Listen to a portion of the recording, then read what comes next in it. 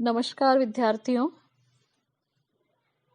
पूर्व के व्याख्यान में हमने डॉक्टर धर्मवीर भारती जी द्वारा रचित अंधा युग में प्रतीक विधान पर चर्चा की थी, जिसके अंतर्गत हमने अश्वत्थामा और संजय के प्रतीक पर चर्चा की।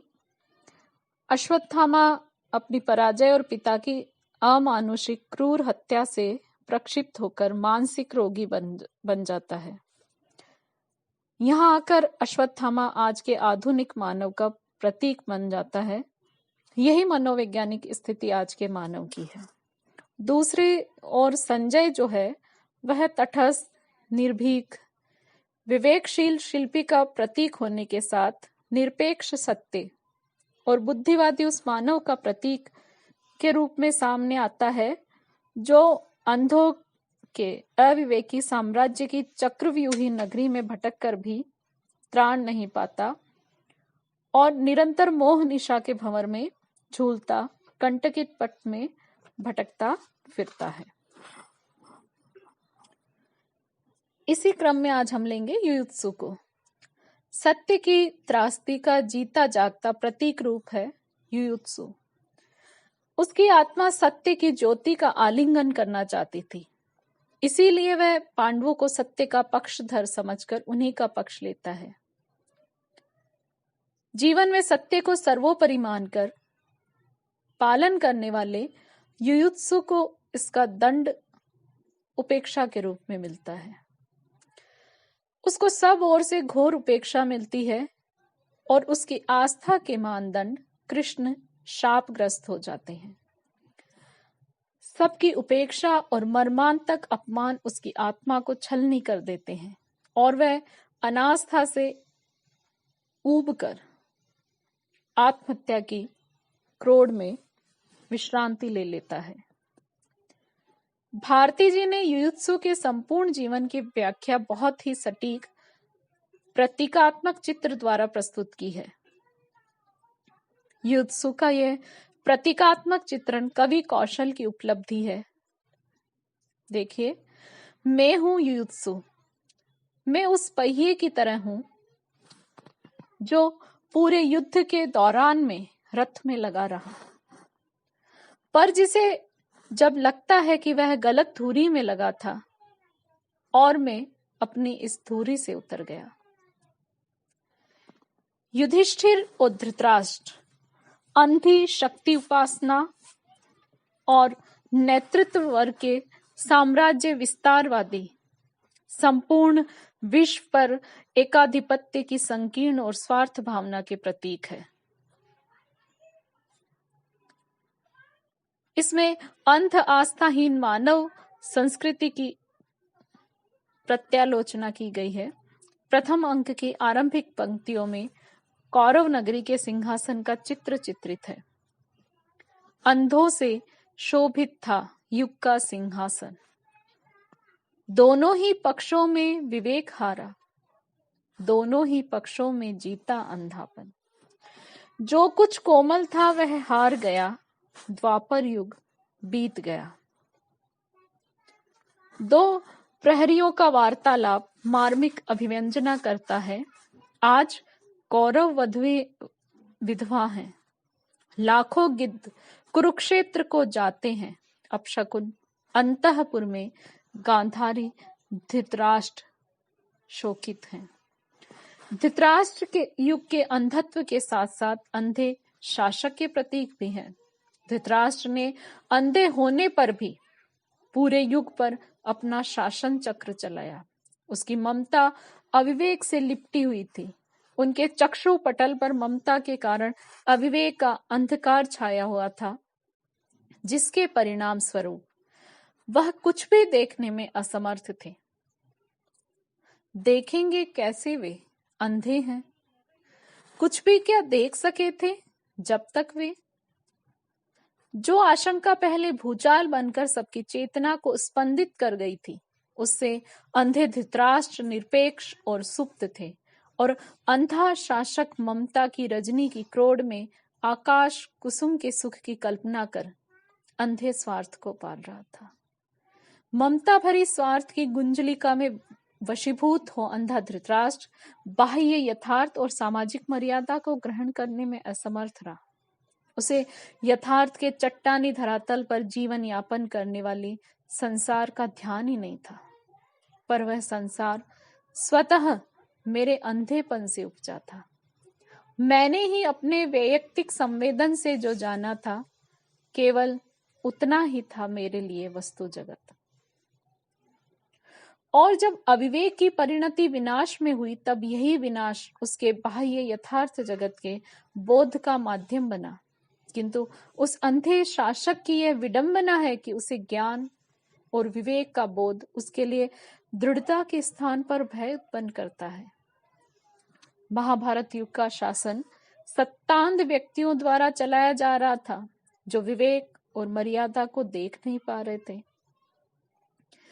इस प्रकार ये पंक्तियां प्रतीक धर्मा बनकर जहां महाभारत कालीन अविवेक, खंडित मर्यादा एवं अंधत्व को व्यक्त करती हैं, वहीं आज के विश्वयुगीन अविवेक का भी मानवता को कुचलने के लिए सिद्धांतों का कुचक्र चलाती हैं।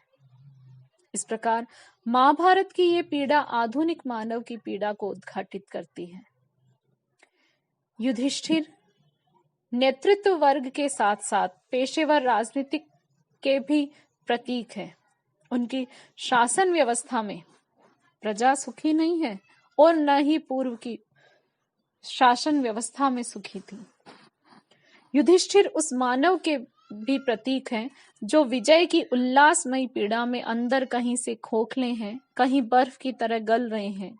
उन्हें लगता है मानो ये युद्ध, यह विजय के क्षण उनकी अंतरात्मा को विघटित और उनका मर्मांतक उपहास कर उनके व्यक्तित्व अस्तित्व को क्षार कर खंड खंड कर रहे हैं। मानो उनका विराट सत्य घायल होकर आहत सांसें ले रहा है। वह विजित वर्ग के होने पर भी अपने आप से असंतुष्ट है। अंधा युग का वृद्ध याचक लेखक के दृष्टिकोण को समर्थ वाणी देने में सक्षम है। वह लेखक की विचारधारा का मूर्धन्य प्रतीक है। वह मानव भविष्य को शिवम से अलंकृत करने का उपदेश देता है। लेखक की दृष्टि कोरे भविष्य कथन से ही नहीं लिपटी रही, वर्तमान क्षणों में नूतन सर्जना को भी महत्व देती है। भारती की यह विचारधारा स्पष्ट ही परिलक्षित की जा सकती है। पता नहीं प्रभु है या नहीं, किंतु उस दिन सिद्ध हुआ जब कोई भी मनुष्य अनासक्त होकर चुनौती देता है इतिहास को। उस दिन नक्षत्रों की दिशा ही बदल जाती है। नियति नहीं, पूर्व निर्धारित उसको हर क्षण मानव निर्णय बनाता मिटाता है। भारती प्रगतिशील साहित्यकार हैं और उन्होंने अपने इस उत्तरदायित्व को इस कृति में भली भांति निभाया भी है। अंत में वह विश्व के समक्ष मानव मूल्य के रूप में प्रभु का साक्षात्कार कर मानव मूल्य की उद्घोषणा करता है। वे हैं निराश और अंधे और निष्क्रिय। मैंने सुने हैं ये अंतिम वचन मरणासन ईश्वर के, जिसको मैं दोनों बाहें फैलाकर दोहराता हूं, क्या कोई सुनेगा, क्या कोई सुनेगा, क्या कोई सुनेगा। अंधा युग के प्रहरी युग्म दास वृत्ति और जन साधारण व्यक्ति के प्रतीक है। मानव मूल्य और साहित्य में डॉक्टर भारती ने अपने इन विचारों को सशक्त अभिव्यक्ति दी। उन्होंने लिखा, लेकिन पिछले 10 वर्षों में न केवल विदेशों में वरन भारत में भी राजनीति का महत्व घटा है। मानव नियति को केवल राजनीति की परिभाषाओं में ही समझा जा सकता है। सत्य इसके विपरीत सिद्ध हुआ। राजनीति की कई चिंतन धाराओं ने 20वीं शताब्दी के आरंभ में यह दावा पेश किया था कि मानव मुक्ति को ही लक्ष्य बनाकर चल रही है। फिर इन्होंने जिन व्यवस्थाओं को स्थापित किया उनको जनतंत्र का नाम तो अवश्य दिया, पर अधिकांश व्यवस्थाओं में तंत्र औरों के ही हाथ में रहा। जन तो ज्यों का त्यों दास बना रहा। यह बात केवल विदेशों पर ही लागू नहीं होती, दुर्भाग्यवश यह कटु सत्य हमारे देश पर भी लागू होता दिख रहा है। भारतीय जनता को भरपेट भोजन, पहनने को कपड़ा, रहने को मकान चाहिए, इसमें दो मत नहीं हो सकते, किंतु दूसरी ओर उसे समानता की उपलब्धि भी होनी चाहिए। प्रहरी युग्म का वार्तालाप इस मत को स्पष्ट व्यंजित करता है। जैसे हम पहले थे वैसे ही अब भी हैं। प्रहरी युग का वार्तालाप जनसाधारण का ही प्रतिनिधित्व कर रहा है। शासक बदले स्थितियां बिल्कुल वैसी ही हैं। इससे तो पहले वे ही शासक अच्छे थे। अंधे आदेश मिले, नाम उन्हें हम युद्ध दे या शांति दे, जानते नहीं हैं ये प्रकृति प्रजाओं की। और जीवन की दास्ता और यांत्रिकता देखते ही बनती है। सूने गलियारे सा सूना यह जीवन भी बीत गया, क्योंकि हम दास थे, केवल वहन करते थे आज्ञाएं हम अंधे राजा की। नहीं था हमारा कोई अपना खुद का मत।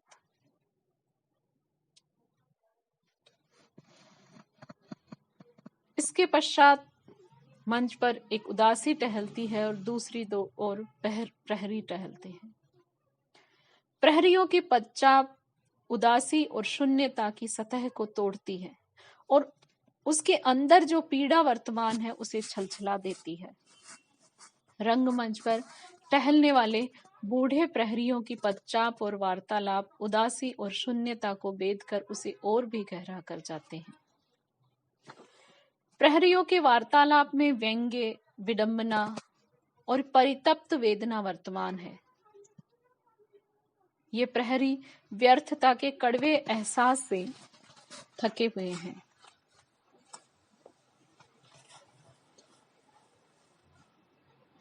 यहाँ राजमहल के शून्य गलियारे में पहरा दे रहे हैं। ये शारीरिक रूप से अधिक मानसिक स्तर पर थके हुए जान पड़ते हैं।